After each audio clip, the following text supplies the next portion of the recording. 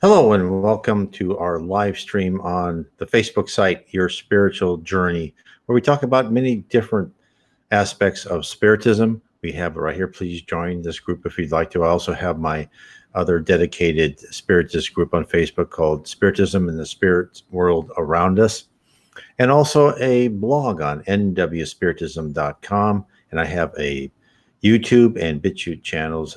I'll have links in this video. When I am done, I will upload it to YouTube and to BitChute.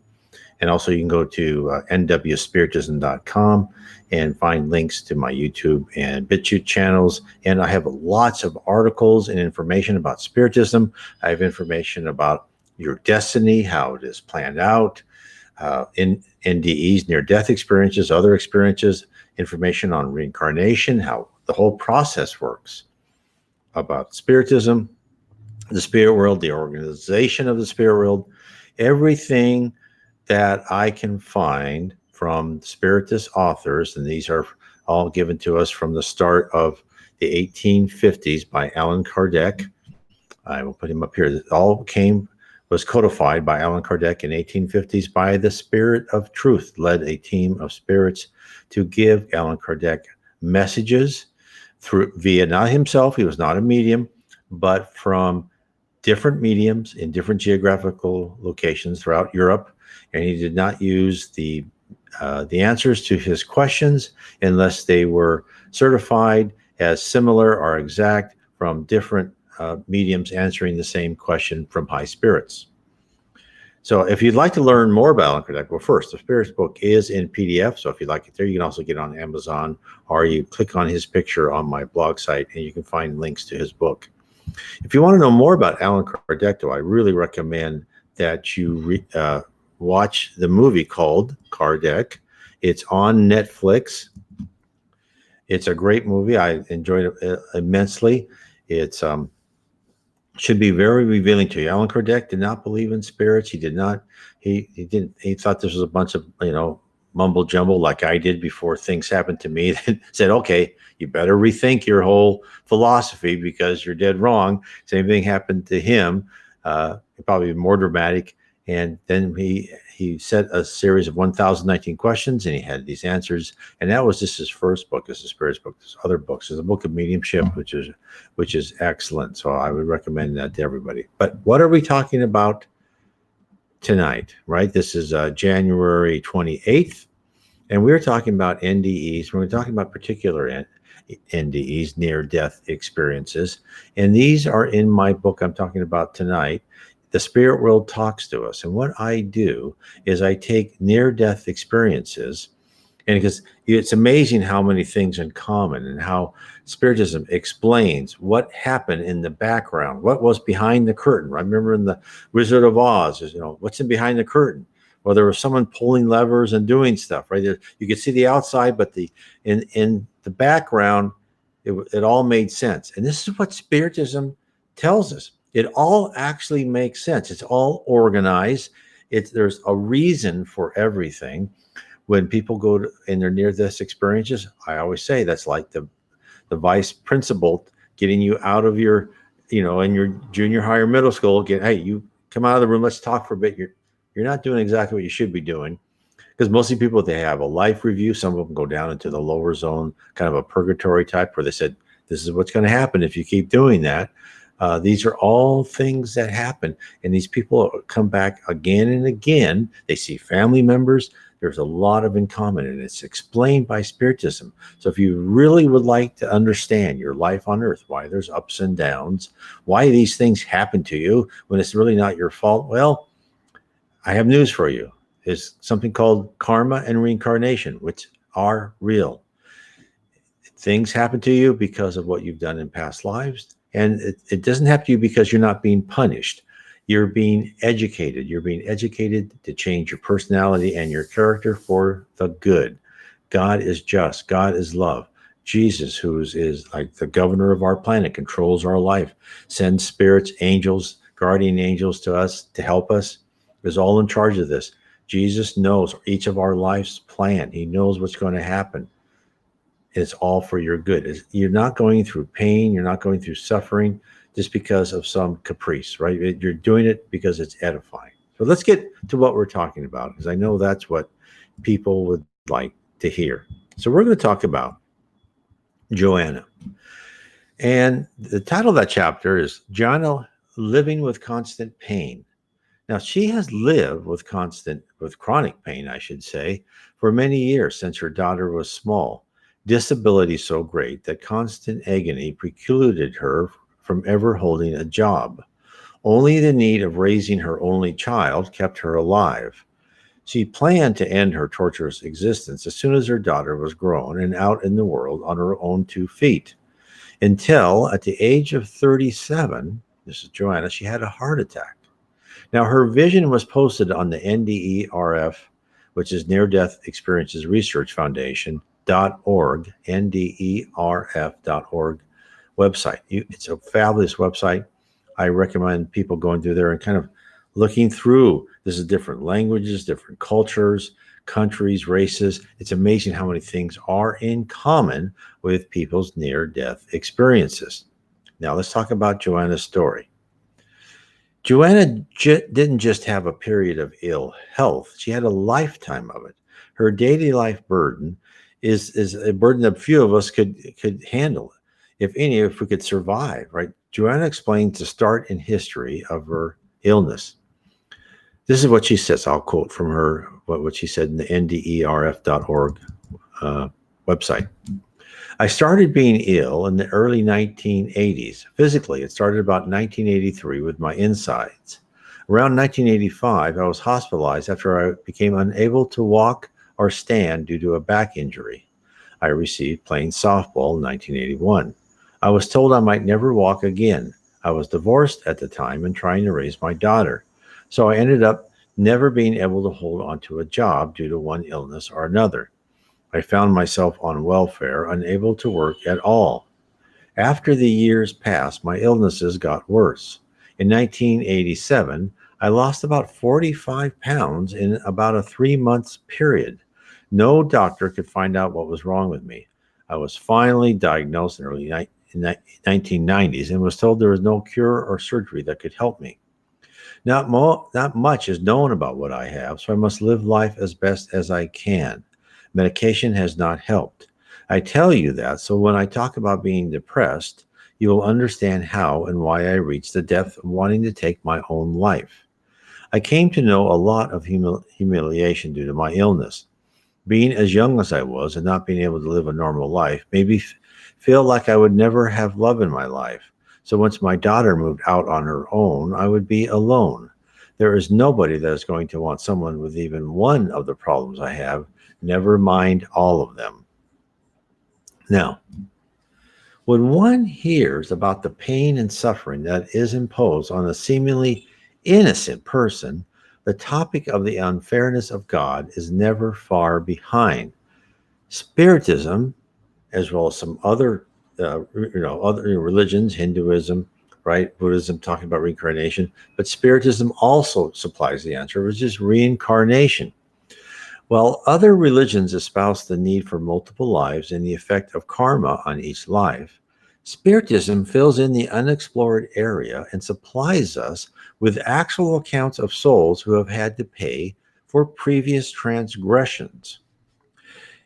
In the book, here's an example. In the book Spiritual Wisdom, Missives of Hope, we are told of a woman who was a queen more than 400 years ago. She was highly educated. She did not spread the benefits of intelligence. She was an unconditional friend of her friends and an implacable fiend to her adversaries. This is her life 400 years ago. She was generous to the wealthy aristocrats and indifferent to the victims of penury. Although she emphasized the advantages of peace, she encouraged the wars of conquest and ambition as much as she could. She was grateful to the obedient vassals and persecuted to the death those who did not observe her directives. She reached the hereafter, loved and hated, and before the truth, she became concerned with her own redemption. Now, we are being told in this spiritualist literature that she came back to earth many times to learn humility and fraternity. Finally, she requested one last trial to erase her past wrongs. She incarnated in an infirm and disfigured body through accentuated poverty for her intimate ascension to the greater spirituality. A woman who, through great desire to ascend and pay her debts she incurred in the past life, requested what many would consider a hellish life of poverty and disability. She determined before she entered such a hard life that the short time of suffering was worth the lesson gained. This is what we should keep in mind when we too are visited by misfortune. Our lives on this planet are nothing compared to the eternity we shall spend in the spirit world. Also, this woman, this band to humility, teaches us to be careful what we wish for. What person hasn't dreamed of being a queen or a king? How many of us would do better than the woman suffering through multiple lives of misery to pay for her innermost desire to rule and to be wealthy? Karma does indeed play a part of our life, but the true revelation is that we, as spirits, actively take part in planning our redemptive effort in our next life. So, all this I'm saying is the background for Joanna. She's in pain. Well, something happened in a past life. Now, let's talk about the plan, because when you are in one of the levels of heaven, you are actually going to help plan out, just like that one woman who was a queen, what your next life will be. And again, Spiritism tells us we are all our own most, worst judges, right? We all judge ourselves more severely than other angels and high spirits around us would. So we have to be careful for that. We can't be too down on ourselves. It's becoming a pure spirit, which Spiritism tells us is the goal of every soul here on earth, everywhere in the universe, is a long process. Many lives, could be hundreds of thousands, tens of thousands, maybe 100 million. Who knows how long it takes? I don't know. So let's talk about planning your body. So when I talked about the queen, she was an active participant in laying out her future body and her disabilities. In the book Memoirs of a Suicide, psychographed by Yvonne Pereira, I recommend that book. It's a wonderful book. A group of spirits are told about the planning of a reincarnation by a veteran of reincarnation preparations. This is what he said. The planning of the events relating to a reincarnation will be rigorously studied, firmed up, and revised, always in accordance with utmost justice, in fulfillment of the highest expression of the immortal decree sanctioned by the Divine Master, which explains all the problems that afflict and bound humanity, to each according to his deeds. So, to each according to his deeds. Karma is real. Karma happens. And karma, so let me just talk about karma for 1 second. Karma, our life now on earth, it's like Joanna's life, her life full of pain, and she's lonely and only with her daughter, was all created by her actions in previous life. Her actions in this life will determine her life, her next life, the next life she will incarnate. Now, some things may go over multiple lives, so we have to take that into account too. But if you want to make your next life better, and you don't want the tragic and the up and downs and the vicissitudes of this life, try to be steady and good. Try to follow the golden rule, and your next life will be much better. You've all seen people who seemingly sail through life. Nothing bad happens. They're nice people. They try to help other people. They are on earth, and they are probably, their mission is mostly to help other people and be an example, that kind of shining light on the hill to other people. Say, act like me, your life will be better. And in fact, even medical studies have done, people who are spiritual, people who believe in something higher than themselves, are healthier mentally and physically, and they live longer. Your stress level, and I talk about this in my book, How to Live Inner Peace with Spiritism.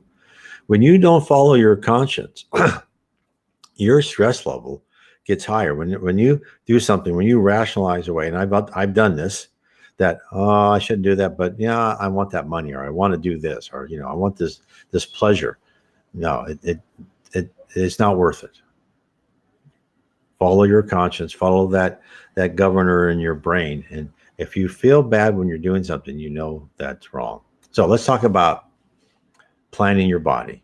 So our plans begin with what we must pay for in our previous life and what we wish to learn in our next life. Now, not everything is a result of karma. Some things are just broadening your horizon, right? Because to rise in heaven and become a pure spirit, you need to get rid of your primitive emotions, replace us with good emotions, love, charity, fraternity, and honesty. But also you need life experiences. Now, why am I saying that? I go over this much more in my other books, but very quickly, because as you go higher and higher in the spirit realm, thought is action. What you think will create. The spirit world is a subjective environment, meaning you create your environment. Now, you don't create the environment in a vacuum because you have other spirits around you, and then you are placed by the law of affinity with other spirits who are like you. Therefore, it's kind of an agreed upon environment. And also it could be an environment set by higher spirits for you. And then as you learn more and you go higher and higher, you have more control over your environment.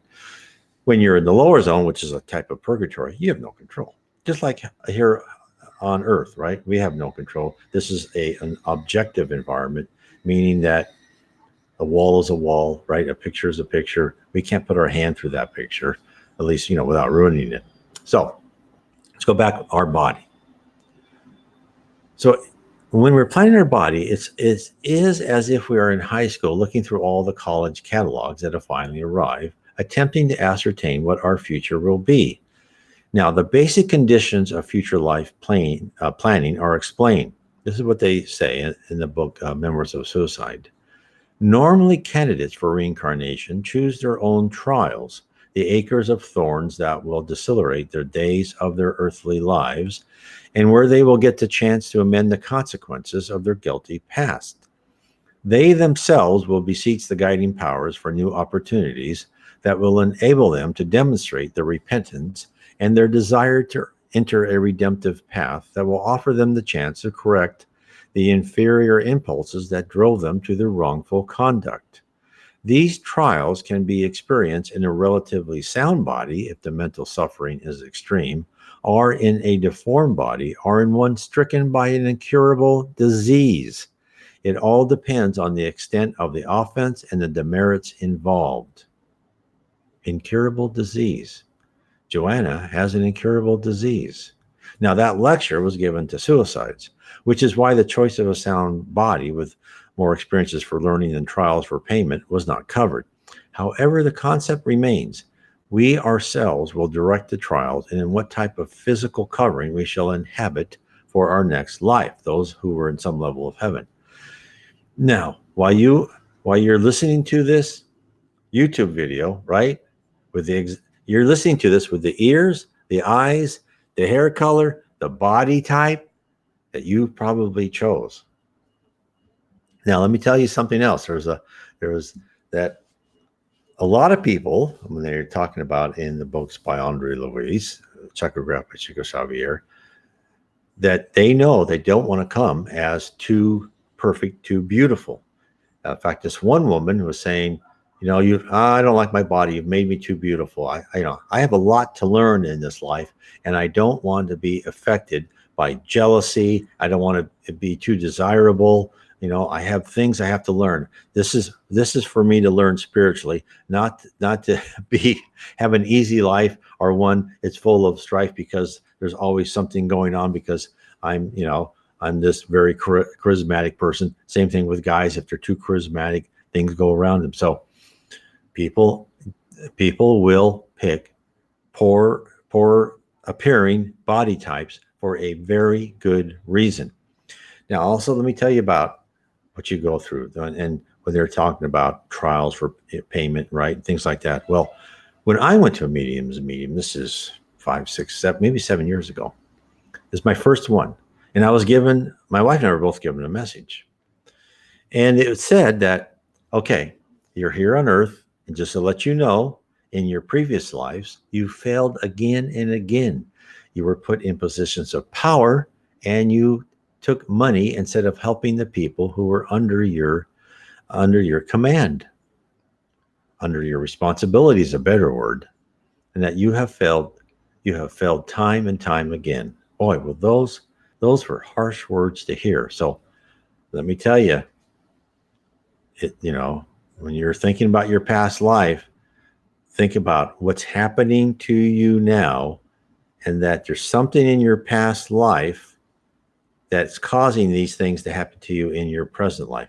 I have a book on that. The Problem is the Solution, which I would recommend anyone who's going through trials on earth to say, okay, these are possible. There's many variations, but there's just give you some survey of possible things that could have meant that result in what your trial you're going through now. You can usually analyze the trials that are thrown at you. It's like, oh my God, did I do that? Right? For instance, I've been in part of upper management in a couple companies that were bought out, and I was given big paychecks. Well, guess what? Now I always lost it. Now I wasn't gambling. I wasn't putting drugs up my nose. None of that. I thought I made good stock picks, but they were always somehow bad. And I was, somehow spirits directed me, okay, you're going to lose this. And you can't believe the agony I went over when I lost all that money. And then finally I found Spiritism. I said, okay, I understand. I give it, money's not in my future because I poorly affected other people. I stole their money. So when things happen to me and someone steals or something, I go, oh, yeah, well, I probably owe that person something, right? So that's why when you understand Spiritism, it's not that I'm passive. I'm still aggressive for what I want. It's not like I sit there and take anything. No, but I understand and I'm less stressed about it. Materialism, goods don't mean as much as they used to. Not at all. And I live a very modest life. So let's go back to Joanna. God bless her. Joanna's life of agony and abandonment wasn't the result of mere genetic bad luck or an unknown virus gone wild in her body. It was a result of a planned life, a destiny, all thought out in advance by Joanna and her group of spirit advisors. Now, Joanna's thoughts of ending her trial prematurely reached her spirit mentors. And of course, there's a big penalty. Don't end your life because it's like, leaving school early. No, you're not allowed to do that. You need to finish it. And Joanna was actually part of setting out this trial. And when they knew her thinking, they sent her an event whereupon she would learn to reconsider her plan to escape her problems. Now I'll quote from her. This is what she said happened. So you can see the spirit world is always watching out for us. Okay, I'll quote. In 1992, I was taken to the hospital in an ambulance. I was informed in the emergency room that I was having a heart attack.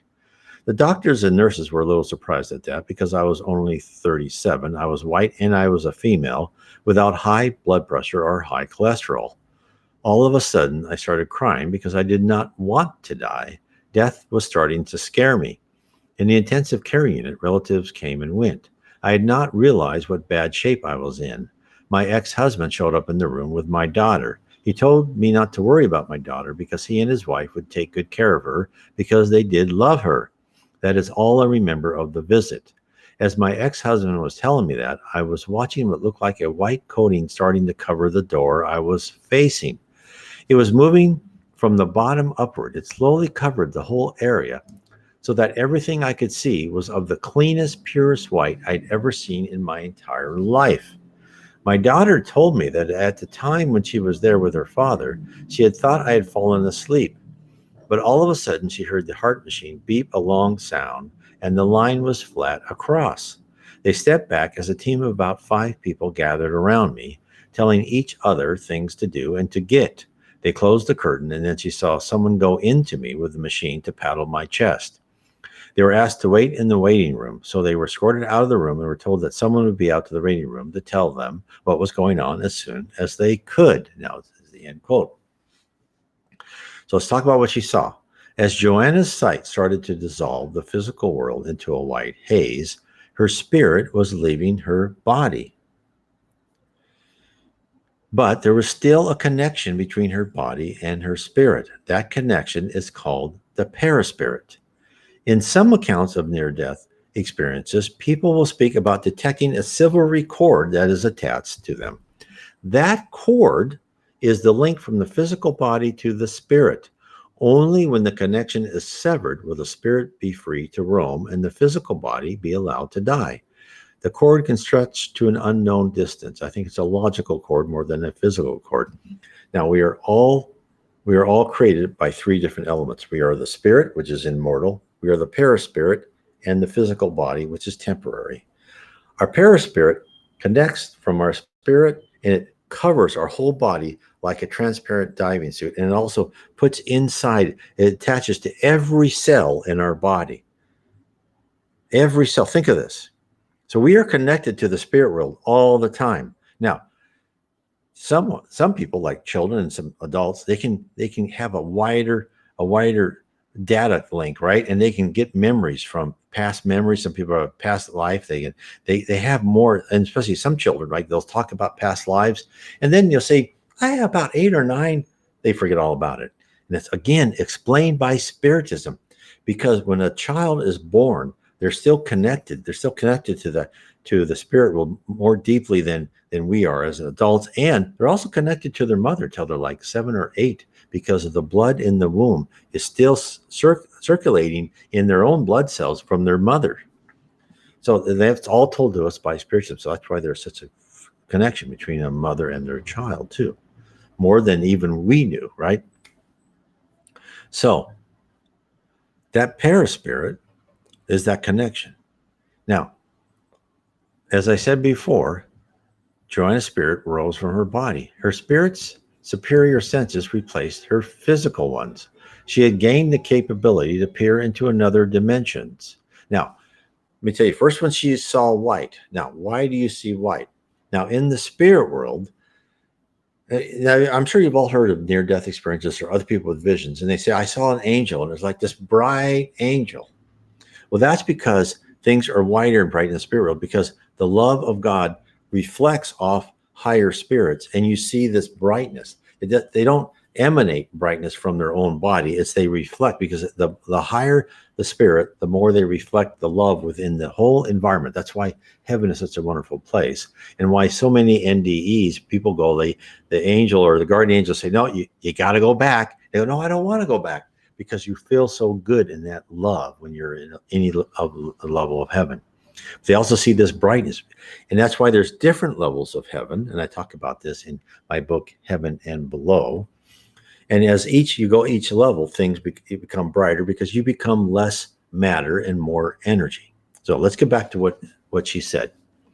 So she gained, when her spirit's senses replaced her physical ones, she gained the capability to peer into another dimension. She tells us what she saw and felt. Now I'll quote from her. Meanwhile, I was engulfed by the best feeling I ever had in my life. I was continuing further and further, deeper and deeper into that feeling of where I was. Never had I seen or ever even imagined a place of such purity and peace. Serenity, tranquility, and a calm I'd never known before were present there. I could tell there was no illness, no pain or suffering of any kind there. Nothing at all negative was anywhere in the area, nothing bad or evil. The more I looked around, the better things seemed to become. I do remember feeling and saying aloud, ah, because I was awestruck. As I looked ahead, I remember feeling, I saw the softest whiteness I'd ever seen. It was spread out as far as my eyes could see. It seemed to go on for miles in length and width. Now, let's stop there for a second in the middle of what you said. You see how serene and wonderful and loving she felt in heaven? Now, imagine if you have some character flaws. You kind of like envious. You lose your temper easy, but you're still a good person, but you had these character flaws. Do you think you would remove those when you're in this wonderful land? They would be inside your body, but they wouldn't be surface, because you were surrounded by this wonderful environment. You felt so good, it would never trigger those responses. Now you understand the need for earth. We come to earth for us to go through these trials, to trigger these primitive emotions so we can look at them. We can say, oh, I got to get rid of that. I was mistaken by being mean to everybody around me. I shouldn't be superior and snobbish to everybody. I should be humble. That's why you're on earth. This is why the spirit world, this is why God created the physical universe so we can change ourselves. When something bad happens, so you should say, no, I know this is really hard, right? Because I don't even do this most of the time. It's like, oh, okay, I understand it. I probably deserve that. What do I have to learn? So anyway, let me carry on with her quote. I was amazed and kept looking ahead, and I started to see a light bluish gray color in the bottom of the soft whiteness. As I drifted on, I started to make out that the color I could see was really the silhouettes of many people together, big, small, young, and old. No one was of any race because they were all silhouettes. There were many of them here, so many that I was not able to count them. There was a sense of unconditional love all around. So the overwhelming love that she talked about has been documented in countless other near-death experiences. In addition, the brightness and inability to distinguish forms and shapes is all encompassed by light, which I've talked about before. So, and now we'll just repeat so everybody understands. The amount of light in any one level of heaven or even lower spheres where there is less light depends on the spiritual advancement of the souls residing in each sphere. For example, a spirit who has left his or her body, who for reasons of their attachment to earth still reside in the lower zones or umbral, as it is called in Portuguese, is not able to wander into the higher spheres, for the light is too bright. In essence, the atmosphere is too uncomfortable for them to ascend to a level that they are not ready for. Now, Zabdiel, a spirit who lives on the 10th level of heaven, reveals how souls are assisted to slowly rise out of the depths of purgatory, which is called the abyss in Spiritist literature. And he talks about this in book 2 of the book, The Life Beyond the Veil, called the Highlands of Heaven section. Of course, I have all this information in my book, Heaven and Below. He tells us that a soul must spiritually advance to be able to discern the environments in which light is dominant. Here's a quote from him. Light and darkness are states of the spirit, as you know. When those dwelling in the darkness cry for light, that means that they are become out of touch with their environment. So we send them what help is needed. And that is usually direction by which they find their way. Not into the regions of light where they would be in torture and utterly blinded, but into a region less dark and tinctured by just so much of light as they may bear until they outgrow that state and cry in their longing for more. Now, Zabdiel told the Reverend G. Val how spirits rise toward the light, which means spirits who desire to advance must internalize love, charity, fraternity, and honesty among their fellow travelers. Only those who have love in their heart are able to withstand regions where light and love engulfs all. This is where Joanna traveled. She was taken to a higher region where she was unable to see very well because of the brightness of the atmosphere, a glow which was unfamiliar to her in her present state, but where her spirit friends and mentor resided. Now, all of us have gone through this process. At one time or another, we have walked in the lower regions after death, after living a life with many regrets. Slowly, our spiritual guides assisted us out of lower regions. According to Spiritism, we all started out as immature and ignorant souls who are required to climb up the ladder of knowledge and love. Hence, when physical death occurs, a soul travels to the region where there are others similar to him. When a mean-spirited person lives amongst like-minded caustic people, the experience gets old fast. It's called the law of affinity. It is the spirituality's method to let us know if we really enjoy living with people just the same as us. All at one time or another discover there is a better way. They begin to understand that they need to allow love to enter, and as they change their attitude, they also transform their composition. Now, as spirits rise from the lower levels to each successive stage in heaven, they become lighter, less dense, and brighter. As spirit glows from the reflected love they have absorbed. Zabdiel the high spirit, explains the process of moving from a lower region to a higher sphere. This is what he says. And this is what I'm talking about. You know, Spiritism gives us these actionable information, this specific, not this haziness of heaven, you're in the clouds. No, Spiritism tells us things. So this is what Zabdal says. When a spirit leaves a dark region for one less dark, he experiences an immediate sense of relief and comfort by comparison with his former state. For now, his environment is on harmony with his own inner state of development. But as he continues to develop an aspiration after good, he gradually becomes out of harmony with his surroundings, and then, in ratio to his progress, so his discomfort increases until it becomes not less than agony.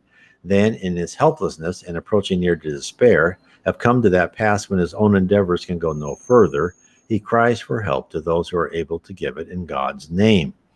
And they enable him one stage onward to the region where dimness rather than darkness reigns. And so at last he comes to the place where light is seen to be light, and on his onward way is henceforth not through pain and anguish, but from joy to greater joy once you're in heaven and out of the dark areas, and glory greater still. So Zabdal explains the process, but he also desires for us to understand that life with others who are also dark and cruel is not meant as a punishment, but as an object lesson. Joanna, through her near-death experience, was taken from the earthly plane to a level in heaven, a sphere where love reigns and light reflects from the heart of those living with harmony with each other. Therefore, Joanna could only detect a fraction of what the environment actually looked like. She could feel the love in subtle shapes, but in her present state, that really was all she was capable. So now I'm going to quote Joanna again. I wanted to continue. I wanted to know what this place was. I wanted to belong to it. As I got close to them, it seemed like a white fog was being lifted in order for me to see better and more clearly. About that time, I was being approached by what appeared to be a woman.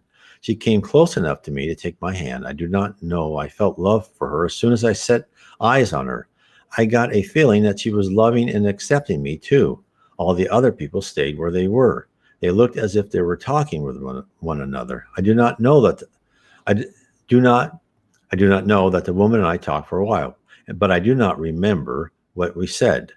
Now, Joanna's spirit guide, our guardian angel, most probably spoke at length with her, but Joanna was not allowed to recall the exact conversation, only the memory of the feeling of the encounter. But that was enough, for after their exchange, Joanna was back in her body. I will quote from her again. Then I was opening my eyes, and my head was tipped towards the floor.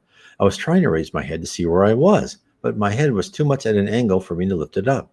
So I looked to my right, and there stood a stranger I'd never seen before. He said, "Hi, you must not be comfortable like that. I will put your head up for you." Then he said, "You gave us quite a scare, young lady." The man was the doctor that had gotten my heart started again. I remember not wanting to talk. I felt very sad and empty. I was confused. I closed my eyes because I wanted to go back to the feeling I had just been having. I wanted the whiteness and everything else that was there. But when I closed my eyes, it did not work. So that's the end of the quote. Joanna couldn't will herself back into the land of love and light, but she brought something back extremely valuable: the knowledge, the certainty that love awaits those who desire and work for us. Joanna tells us, "Since that day, I do know I have changed my thoughts and feelings about many things." She understood she must complete her trials on earth. She acknowledges that she came here for a purpose: to repair past wrongs and to gain valuable experiences which will assist her in her spiritual quest for perfection. She notified the world in her NDE account. This is what she said: "My daughter is the reason I have not fallen apart. She is my walking piece of heaven. I do not think of dying some days. I do think of dying some days. In fact, I do wish I would, but I no longer am able to even think of suicide. I cannot even kill a fly or an ant if they come into my house. I put things that fly into my house out. The other bugs I've not had a problem with yet, so they get put out too. I'm concerned that suicide may not bring me back to where I went in 1992. She is correct. And I do want to cover everything in my power to go back there when the time comes. So no matter how hard or tough life gets here, I will sit here and wait, because death is not the end of life. Death is an existence that is different from this one, and a whole world better too. So I will wait until my time comes to go.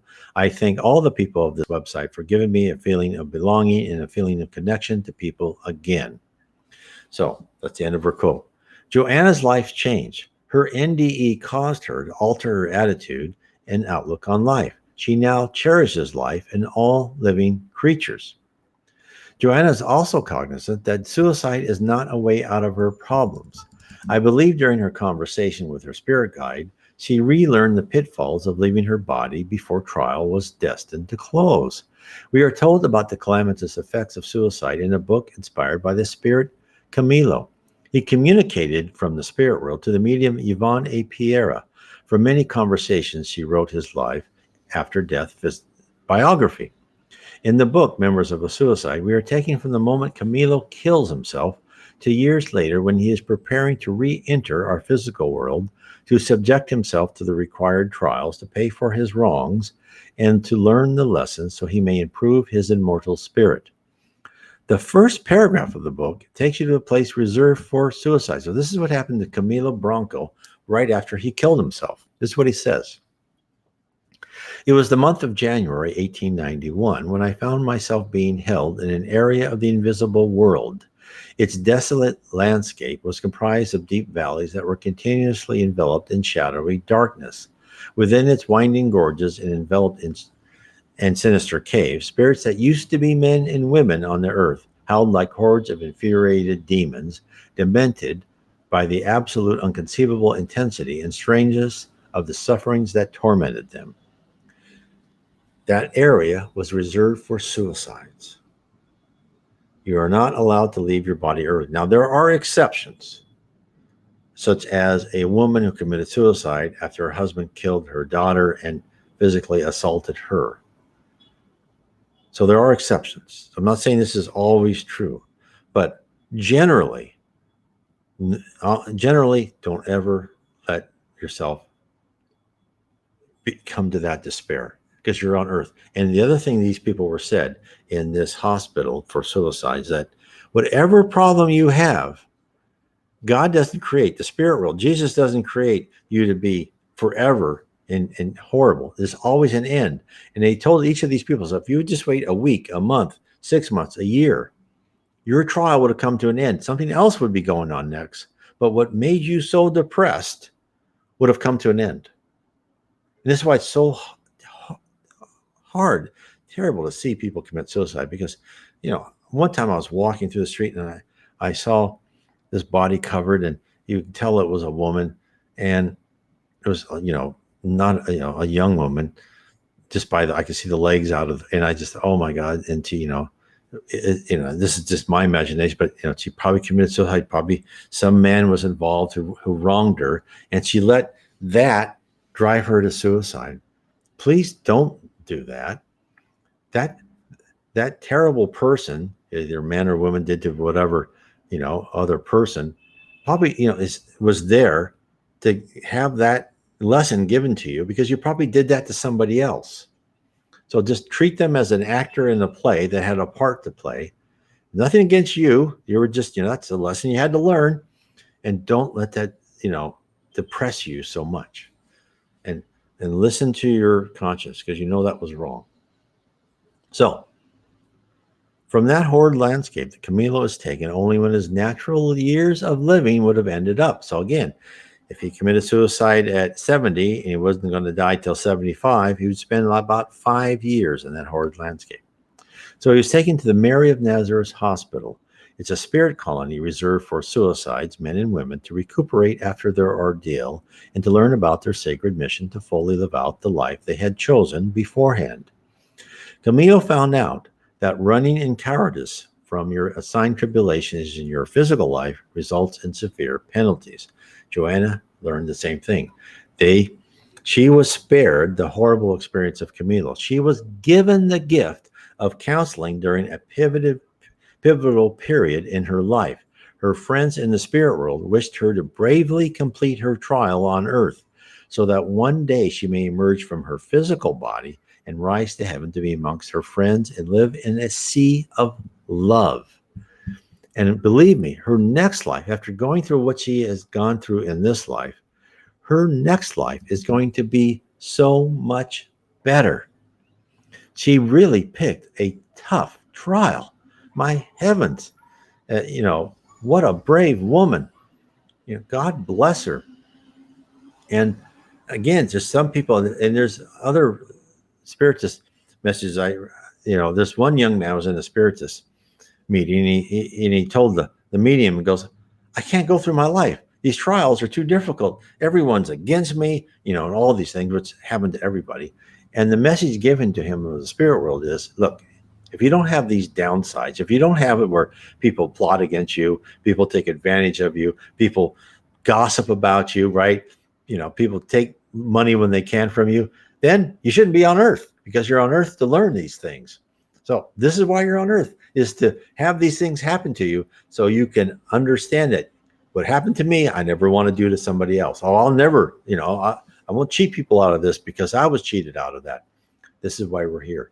And again, as I was talking before, when you're in heaven and you're trying to learn these lessons that take out these kind of deep primitive emotions, heaven's not the place to do that. It's possible. It takes a lot longer and it's tougher to do. The earth is a great place to really refashion your personality and your character. This is why we have this physicalness on earth. And remember, you're an immortal spirit. You will live forever. The sun will die out, the earth will disappear, and you will still be somewhere in the spiritual universes. Who knows what level you will be then? And I want to say one more time, the reason we go through these lessons is when we go up in the spirit universe, we have the power of our minds become stronger and stronger the higher we go. Spiritism tells you stories. I have all this in my books. Not to mention Spirit World Talks with about NDEs. But I also have this in my series of 3 books, which I would recommend. The first one being Heaven and Below, and then the spirits in the spirit universe, and then how we are guided by spirits, which gives you the processes, the organization, how things work. Now, is it everything? No, I'm sure I'm peeking through a keyhole, right? I'm sure there's lots more, but this is more than I've ever read anywhere else. So I just want to tell you that please listen to your conscience.